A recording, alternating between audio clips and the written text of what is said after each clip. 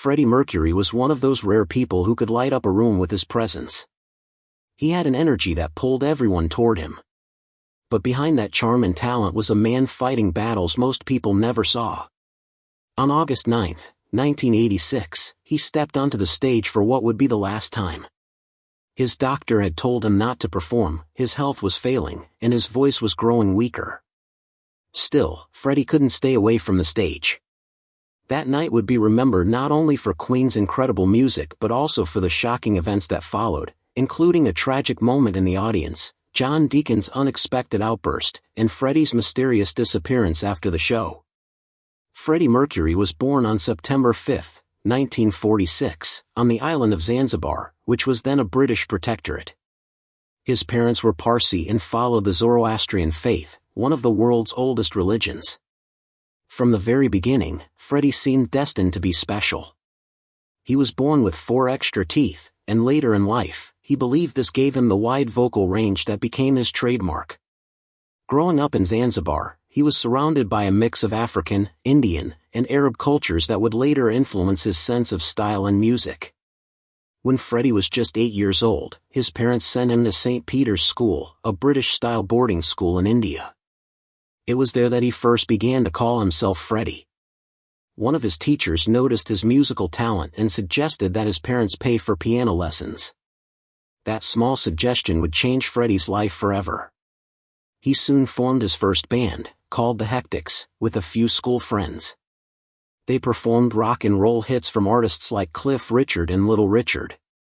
Even at 12 years old, Freddie showed a natural stage presence and passion for performance. He also admired Bollywood singers such as Lata Mangeshkar, whose powerful and emotional singing influenced his own style. Even then, he was learning to mix different musical traditions, a skill that would later make Queen's music stand out from every other band of their time. In 1964, everything changed for Freddie's family. The Zanzibar Revolution broke out, and it became dangerous for families like theirs to stay.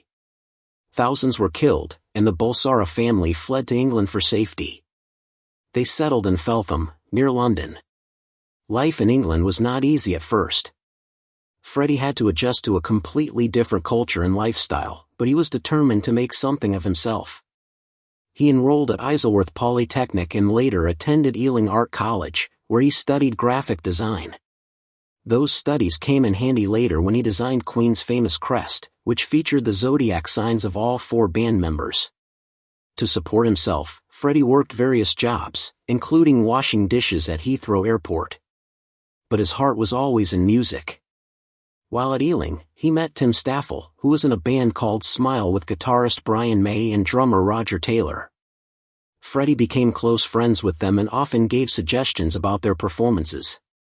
When Tim left the band in 1970, Freddie joined as the new lead singer. He suggested they rename the band Queen because it sounded grand, bold, and theatrical, just like their music would become. Queen played their first concert that same year at a small charity event. They still needed a bass player, and after trying several musicians, they finally found John Deacon in 1971. Around that time, Freddie decided to change his last name from Bulsara to Mercury, inspired by a lyric from one of his songs, Mother Mercury, look what they've done to me. At first, Queen struggled to make a name for themselves. Their debut album, released in 1973, didn't chart in the UK and barely reached number 83 in the US.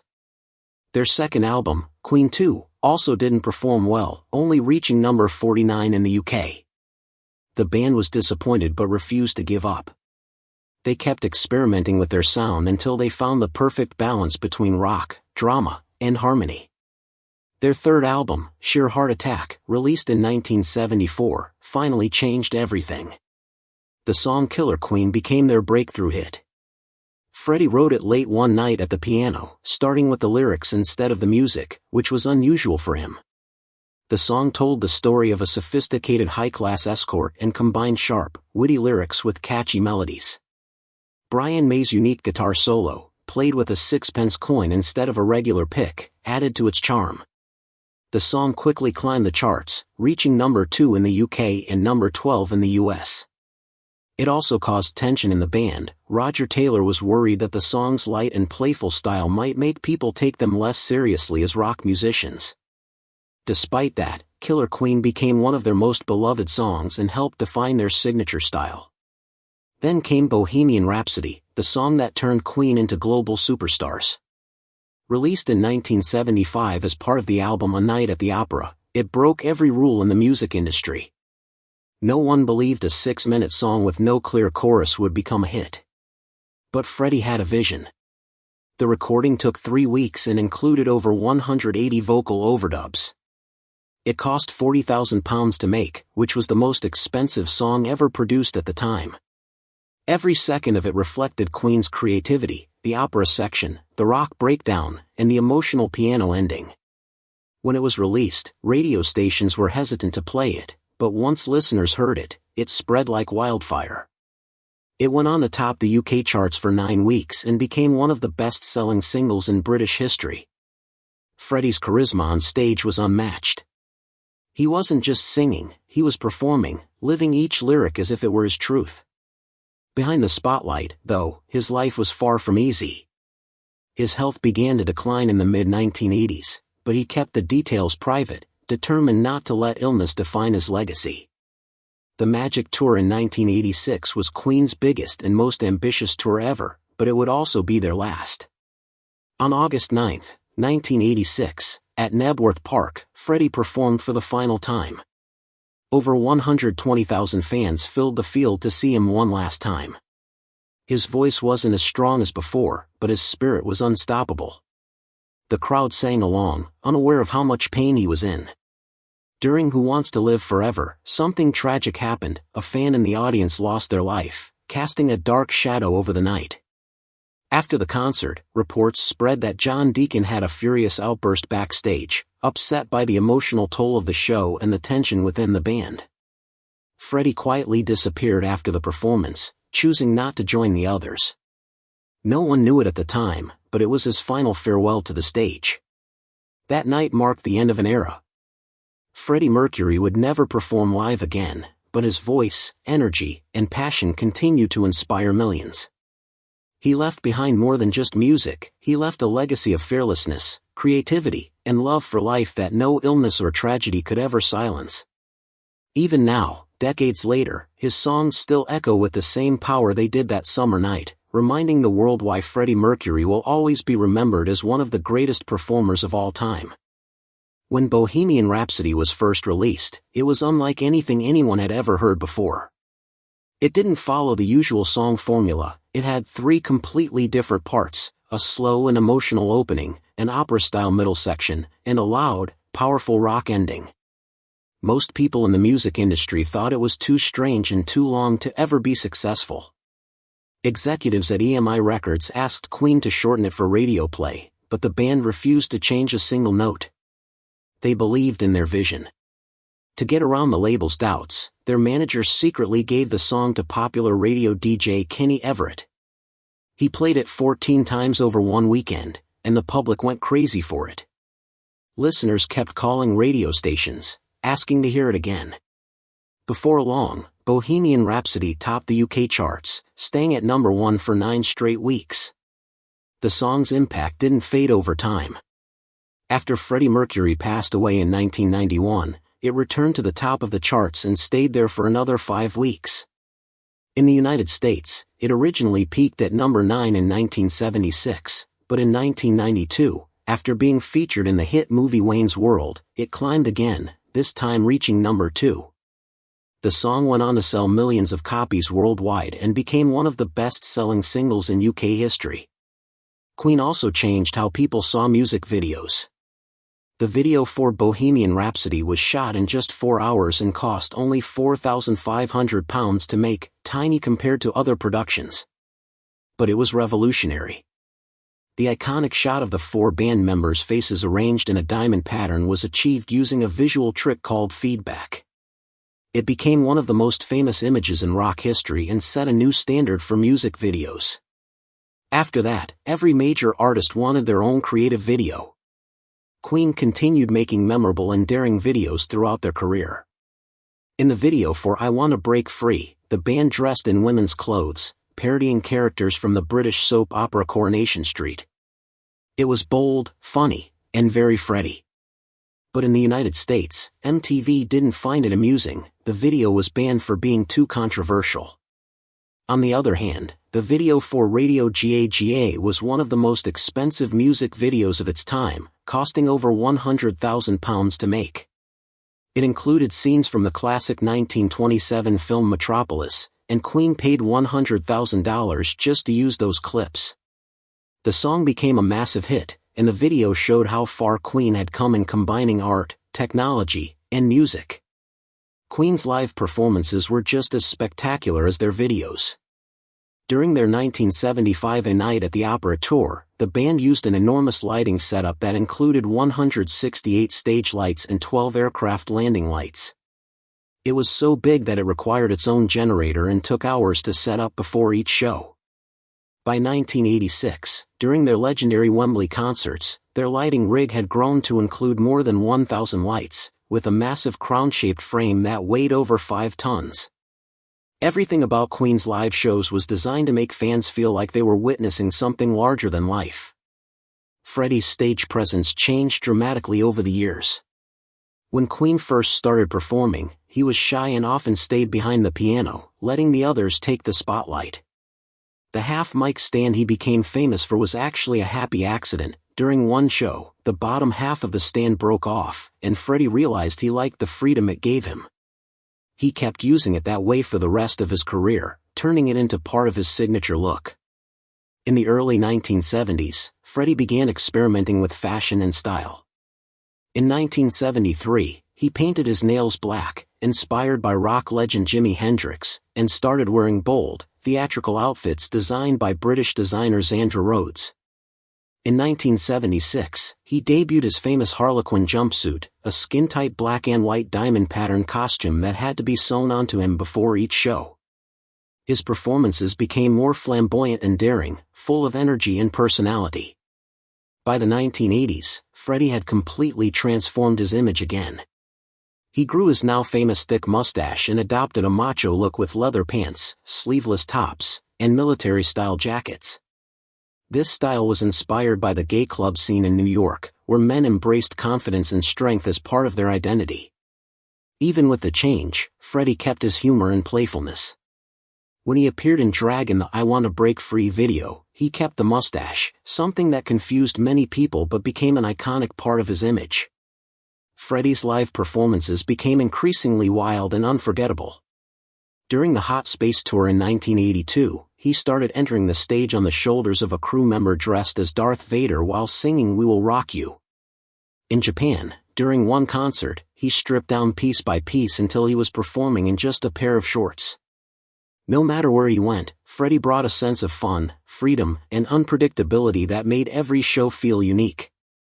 But not everything Queen did in the 1980s was welcomed with open arms. The band experimented with new sounds, and not all fans liked it. In 1981, they released the album Hot Space, where Freddie and bassist John Deacon wanted to blend disco, funk, and pop elements into their music. While some songs were innovative, longtime rock fans were confused and disappointed. The track Body Language, released in 1982, added to the controversy with its bold lyrics and sensual video. It was too provocative for the time, and MTV banned it from being aired. Still, Freddie didn't let the criticism stop him. He was always eager to try new things and push creative limits. In 1985, he took that creativity even further by releasing his first solo album, Mr. Bad Guy. He worked on it for 2 years in Munich, perfecting every small detail. The album was full of upbeat dance tracks, layered vocals, and electronic synthesizers, showing a different side of Freddie's musical personality. The songs were fun, emotional, and deeply personal. In typical Freddie fashion, he dedicated the album to his cats, writing, "This album is for my cat Jerry, also Tom, Oscar, and Tiffany, and all the cat lovers in the universe. Screw everybody else." That line perfectly captured his playful and rebellious nature. Mr. Bad Guy reached the top 10 in the UK but didn't perform well in the US. Still, it gave Freddie the confidence to explore more solo work. 2 years later, in 1987, he teamed up with the famous Spanish opera singer Montserrat Cabal for a project that would once again surprise the world, but that's another story of Freddie's fearless creativity. Freddie Mercury never stopped reinventing himself. Whether it was his music, his image, or his performances, he always pushed boundaries and refused to be predictable. He lived for art, for emotion, and for the thrill of doing something no one else dared to do. That fearless spirit is what made him not just a rock star but a legend whose influence continues to shine decades after his final bow. When Freddie Mercury collaborated with the world-famous opera singer Montserrat Cabal, it was one of the most unexpected and creative partnerships in music history. Together, they recorded the album Barcelona, which beautifully blended opera and rock in a way no one had ever done before. The title track, Barcelona, was powerful, emotional, and showed just how incredible Freddie's voice really was. The song later became the official anthem for the 1992 Olympics in Barcelona. Sadly, Freddie didn't live long enough to see it performed at the event, but it became one of the most celebrated moments of his career, proving once again how far ahead of his time he was. While Freddie was exploring new musical styles, Queen was struggling behind the scenes. After their album Hot Space came out in 1982, the band went on tour, but by the end of the year, they decided to take a break. Their relationships had become tense, and it was clear they needed space from each other. Guitarist Brian May later admitted, "We hated each other for a while." The creative pressure and constant touring had taken a toll on everyone. During the recording of their next album, The Works, in 1984, things got even worse. Brian became so frustrated one day that he walked out of the studio and spent hours sitting in a park, seriously thinking about quitting the band. Around the same time, bassist John Deacon suddenly disappeared to Bali without telling anyone, which shocked the rest of the group. When Freddie found out, he laughed it off and jokingly sang Bali Hai from the musical South Pacific to lighten the mood, but it showed how fragile the band's unity had become. Outside the studio, Queen also faced controversy. In 1984, they performed in Sun City, South Africa, at a time when the country was still under apartheid, its system of racist segregation laws. Many people around the world were furious that Queen had agreed to play there. As a result, they were banned by the Musicians' Union and criticized by the United Nations. The backlash followed them to other countries. At one concert in Rio de Janeiro in 1985, they were even booed by parts of the crowd. Freddie's personal life added to the chaos. His manager, Paul Prenter, caused tension within the band by isolating Freddie from the others and making decisions that angered them. Brian May later said he couldn't even bring himself to mention Prenter by name in interviews, referring to him only as the guy who looked after Fred. Then came July 13, 1985, a day that changed everything. Queen was invited to perform at the Live Aid charity concert at Wembley Stadium. The event was broadcast worldwide, raising money to fight famine in Africa. At that time, Freddie wasn't feeling well and his voice was strained, but he refused to back out. At 6:41 p.m., Queen took the stage, and what followed became one of the greatest live performances in history. In just 21 minutes, they performed parts of their biggest hits, including Bohemian Rhapsody, Radio Gaga, Hammer to Fall, and We Are the Champions. During Radio Gaga, Freddie led the crowd in perfect unison, clapping and singing along, a moment that gave millions of viewers goosebumps. Over 1.9 billion people watched that performance on television around the world. Backstage, Elton John joked with them afterward, saying, "You bastards, you stole the show." Live Aid completely revived Queen's career. It reminded the world of their greatness and gave the band a new sense of purpose. After that, they began working on a new album called A Kind of Magic, which served as the soundtrack for the fantasy film Highlander. The movie was about immortality, and the theme fit Queen perfectly. They began recording in late 1985 using the latest digital technology to make the music sound modern and cinematic. The title song, A Kind of Magic, came from a line in the movie, but Freddie reworked it to make it catchier and more commercial, which frustrated Roger Taylor, who had written the original version. Another powerful song, Who Wants to Live Forever, was written by Brian May after he watched a scene in the movie where an immoral man mourns his mortal lover. The track featured an 80-piece orchestra, giving it a sweeping, emotional feel that became one of Queen's most haunting songs. In 1986, Queen planned their biggest and most spectacular tour ever, the Magic Tour. It was unlike anything they had done before. The tour included 26 concerts across 9 countries in just 8 weeks. The stage setup was one of the largest in history at the time, 160 feet wide, with 2 long catwalks that extended into the audience. It required over 8 miles of electrical cables to power everything. The video screen was 20 feet tall and had its own generator, while the sound system was so powerful that people living several miles away could hear the music. Some nearby villages even complained about the noise. But for Queen, it was all worth it. They wanted to give their fans the most unforgettable experience possible. Then came the concert that would go down in history. On August 9, 1986, at Knebworth Park, Freddie Mercury walked onto the stage for what would be his final live performance with Queen. It was 6:41 p.m., and more than 120,000 fans had gathered to see the band. The crowd was buzzing with excitement, waving flags and chanting Freddie's name. He came out wearing his iconic white tank top, tight blue jeans, and his yellow armband. On the outside, he looked strong and confident, but in reality, he was struggling. Earlier that day, his doctor had told him that his throat was badly inflamed and warned him not to perform. But Freddie refused to cancel. He told those close to him, the show must go on. As the first chords of One Vision began, Freddie's voice cracked slightly, but the audience didn't care. They sang louder, giving him strength.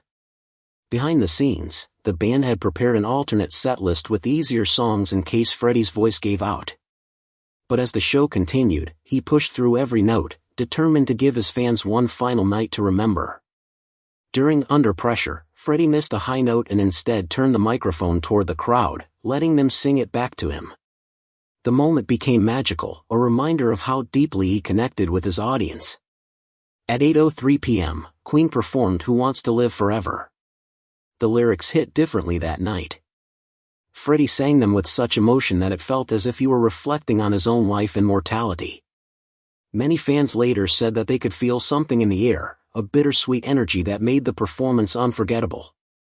Then, at 8:17 p.m., the opening notes of Bohemian Rhapsody echoed through the massive speakers. The crowd roared as Freddie sat at the piano one last time. He poured every bit of strength he had left into the song that had made him a legend. His voice rose and cracked, but it didn't matter. What mattered was the emotion, the courage, and the love he shared with the people in front of him. It was a moment of pure magic, a farewell disguised as a celebration. No one knew it that night, but this would be the last time Freddie Mercury ever performed live. A few years later, his health would decline as he battled illness in private. But that night at Knebworth Park, under the lights, Freddie Mercury proved why he was one of the greatest performers who ever lived. Even in pain, even with a failing voice, he gave everything he had to his fans. And as the crowd sang along to We Are the Champions, Freddie smiled, raised his fist high, and said goodbye to the stage forever. It was one of the hardest songs in Queen's history to perform, but Freddie gave it everything he had. He even sang parts of the operatic section live, which were usually played from a recording. When he hit a high note he hadn't attempted in years, the crowd went wild. You could feel the energy in the air, thousands of voices cheering as if they knew this night was something special. The final song of the evening was We Are the Champions. Freddie's voice cracked again, but instead of holding back, he pushed through, stretching the note even longer. The audience roared so loudly that people miles away could hear them. At 8:59 p.m., the band ended with God Save the Queen. Normally, that was the moment they would leave the stage, but Freddie didn't move. He stood still, eyes closed, as the final notes echoed through the stadium. When the last sound faded, he turned toward the sea of people, bowed deeply, and said softly, "Thank you, lovely people. Good night and sweet dreams." It was 9:02 p.m. Freddie Mercury had just given his last live performance, though no one in the crowd knew it. Behind the scenes, things were far from calm. Something unexpected happened backstage that night. John Deacon, Queen's usually quiet and composed bassist, lost control in a way no one had ever seen before. Just 18 minutes before the show began, he suddenly threw his bass guitar across the dressing room. It smashed against the wall and nearly hit Roger Taylor's drum technician. Everyone was stunned. Deacon had always been the calm one, the man who rarely raised his voice or lost his temper. In 15 years with the band, this was completely out of character. Afterward, he told Brian May quietly, "I can't do this anymore. It's too much." He seemed to sense that this might be their final show with Freddie, and that realization hit him harder than anyone expected. During soundcheck, Deacon had also argued with the sound engineer, demanding changes to his bass levels. He was frustrated, restless, and clearly struggling. But when he finally stepped onto the stage, something changed. He channeled all that emotion into his playing and gave one of the most powerful performances of his career. Every note carried intensity and heart, matching Freddie's energy and emotion perfectly. Tragedy also struck that night among the fans. In the massive crowd of 120,000 people, a 23-year-old named Michael Jennings collapsed during the song "Who Wants to Live Forever." He was standing about 50 meters from the stage, singing along and having what his friends described as the best night of his life. Medics arrived quickly, but despite their efforts, they couldn't save him. He was pronounced dead at 9:43 p.m., just as the band was performing Bohemian Rhapsody. The band didn't find out about it until after the concert. It turned out that Michael had an undiagnosed heart condition, and the combination of excitement, heat, and the overwhelming energy of the show made it worse. 2 days earlier, Michael had actually won his concert ticket through a radio contest.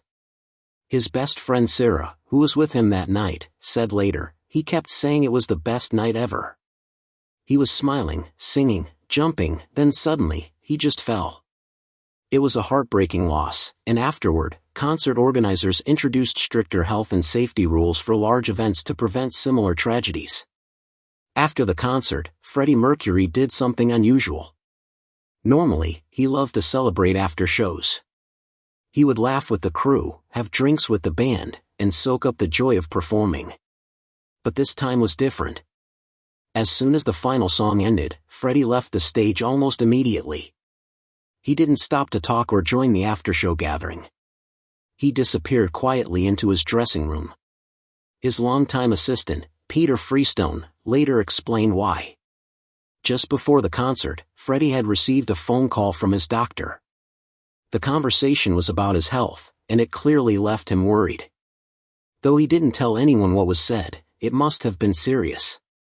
Combined with the physical strain of the performance and the emotions of the night, it seemed to weigh heavily on him. For the first time, Freddie Mercury, the man known for his unstoppable confidence, seemed distant and thoughtful. One small but telling moment happened after he left. A cleaner found Freddie's silver bracelet lying on the dressing room table. It was a piece of jewelry he had worn to every performance since 1977. He never went on stage without it. That night, though, he had forgotten it behind. The bracelet was later returned to him, but the fact that he left it there felt symbolic, as if it marked the end of an era. On the drive back to London that night, Freddie sat quietly in the car. He didn't speak much. He stared out the window, his eyes following the passing lights, lost in thought. At times, he dabbed at his eyes with a handkerchief, trying to hide his emotions. It was clear that the night had deeply affected him. He knew his body was weakening. The strain of singing, touring, and living with an illness he hadn't yet shared publicly was taking its toll. Those close to him said that, in the days after the show, Freddie became more introspective. He spent long hours at home, listening to music, going through old photographs, and talking quietly with close friends. He didn't speak much about the concert, but when he did, he called it beautiful. He said the crowd had given him something he could never forget, the love of thousands of people who didn't just see him as a performer but as a symbol of strength and passion. Even though no one realized it at the time, that night at Knebworth Park became a farewell of sorts. Freddie's body might have been growing weaker, but his spirit still burned bright. The energy he poured into that show, the laughter, the high notes, the interaction with the crowd, was his way of saying goodbye. It was his final gift to his fans. Later, when the rest of the band looked back on that concert, they understood how much it had meant. Brian May once said in an interview, "I think he knew, deep down, that it would be his last. But he never told us. He just went out there and gave everything." That was Freddie, always giving more than anyone thought possible. In the months that followed, Queen didn't tour again. Freddie focused on recording instead, determined to keep creating music for as long as he could. His strength amazed everyone around him. Even when he was in pain, he would walk into the studio, smile, and say, "Let's make music." He refused to let illness or fear define his final years. Looking back, that night in 1986 was both a triumph and a tragedy. It showed Freddie Mercury at his most powerful and most human, a performer who could command a crowd of thousands even as he faced his own mortality. The music, the emotion, and the love shared that night still echo in the memories of fans all over the world. It wasn't just Queen's last great concert. It was a piece of history, a moment when Freddie Mercury stood on stage for the last time and reminded everyone why he would forever be remembered as one of the greatest performers who ever lived. Backstage that night, Freddie Mercury felt his strength fading. He turned to his longtime friend and personal assistant, Peter Freestone, and whispered quietly, "I don't know if I can do this." Those words showed how exhausted and fragile he really was, even though he would soon walk onto the stage and perform like a legend. Roger Taylor later recalled a haunting moment after the show. When he went to check on Freddie, he found him sitting alone in the dressing room, head down, lost in thought. When Freddie looked up, he gave a tired smile and said softly, "Darling, I think I've given it my all." At the time, Roger thought Freddie was just tired after such a powerful show. But years later, he realized Freddie was really saying goodbye. That memory stayed with him. Roger still keeps a drumstick from that night in his studio, as a reminder of their final concert together. John Deacon, who has lived away from the public eye for many years now, called that show the hardest performance of my life. He admitted that he cried when the band played "These Are the Days of Our Lives" because deep down, he knew it might be the last time they would ever perform together. For all four members of Queen, that night marked the end of something beautiful. It was more than just the close of a tour, it was the close of an era. Freddie Mercury's life was full of passion, creativity, and complicated relationships. One of the most important people in his life was Mary Austin. Freddie met Mary in 1969 when he was 24 and she was 19. They met through his bandmate Brian May, and soon after, they fell in love. Their connection was instant and deep. They moved in together and even got engaged. Freddie often said Mary gave him a sense of comfort and understanding he had never felt before. But in 1976, everything changed. One night, Freddie told Mary that he was bisexual. Mary, always calm and honest, looked at him and said gently, "No, Freddie, I think you're gay." That moment shifted their relationship forever. Though they ended their romantic partnership, they remained incredibly close friends for the rest of Freddie's life. Freddie always said that Mary was the love of his life and that no one could ever replace her. He once said in an interview, "All my lovers ask me why they can't replace Mary, but it's simply impossible. She's my only true friend." Even after their romantic relationship ended, Freddie continued to take care of Mary. He bought her a flat in Kensington in 1980, not far from his own mansion, so they could remain close. When he wrote his will, he left her half of his fortune, including his beloved home, Garden Lodge. That gesture showed just how much she meant to him. When Freddie's health began to decline, Mary stayed by his side. After his death, she was the one who honored his final wish, to keep the location of his ashes a secret. To this day, no one knows where she laid him to rest. Freddie also found love later in life with Jim Hutton, an Irish hairdresser he met in 1985. Jim became one of the most important people in Freddie's final years. They stayed together until Freddie's death in 1991, and Jim supported him through his illness with quiet strength and loyalty. Jim later said that Freddie's humor and courage never faded, even when his health did. Freddie's life, however, was far from simple.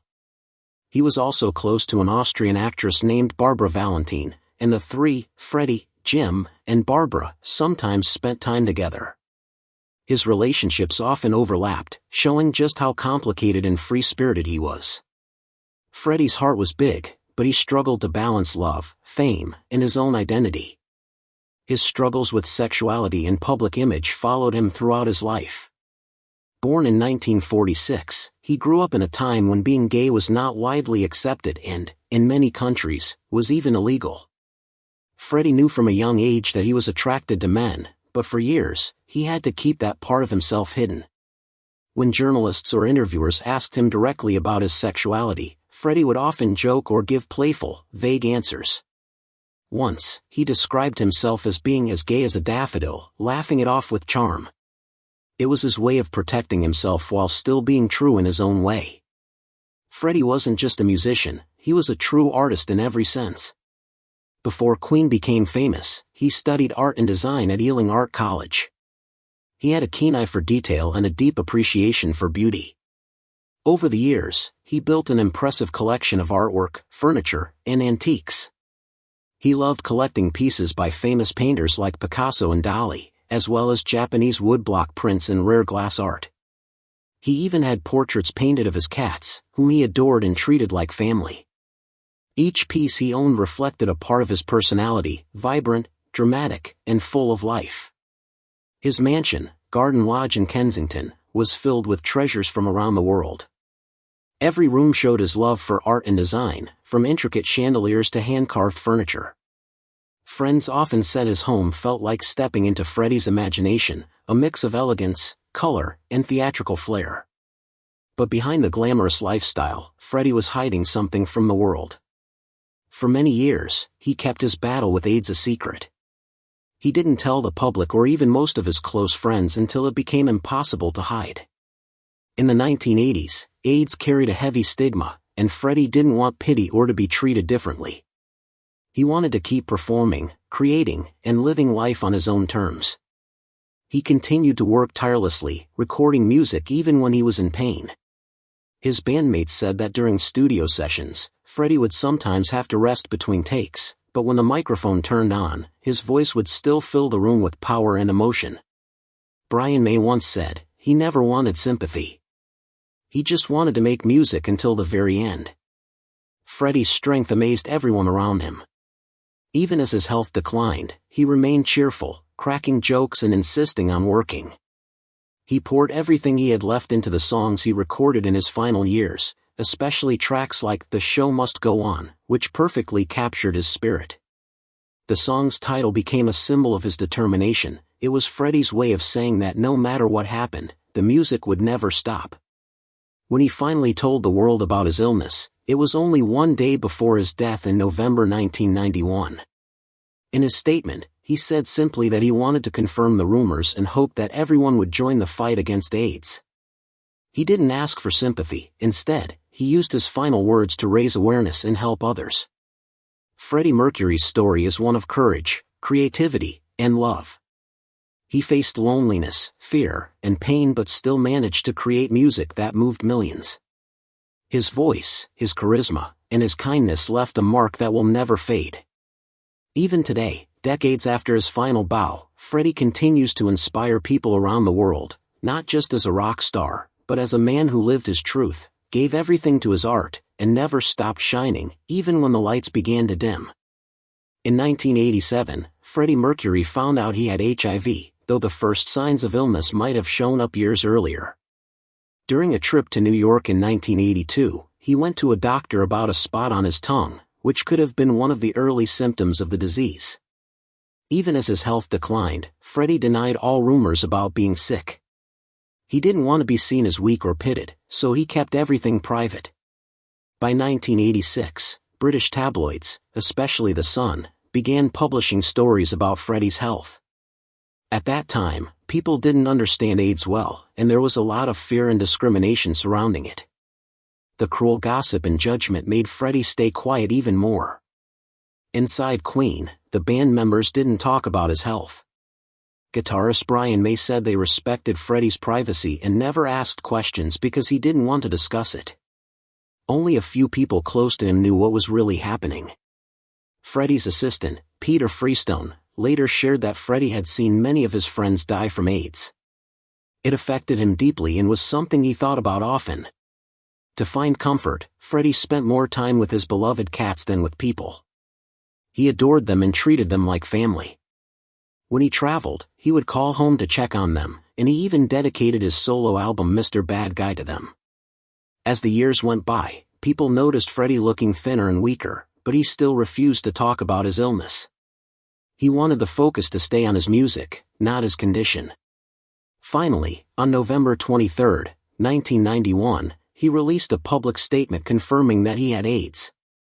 He said he had kept it private to protect the people close to him.